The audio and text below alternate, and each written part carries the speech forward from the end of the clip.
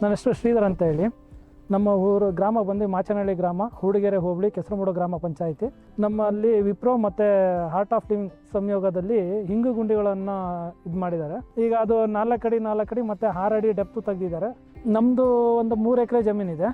ನಮ್ಮ 3 ಎಕರೆ ಜಮೀನಲ್ಲಿ ನಾವು 3 ಸ್ಟ್ರೆಚರ್ ಮಾಡಿಸಿದ್ವಿ.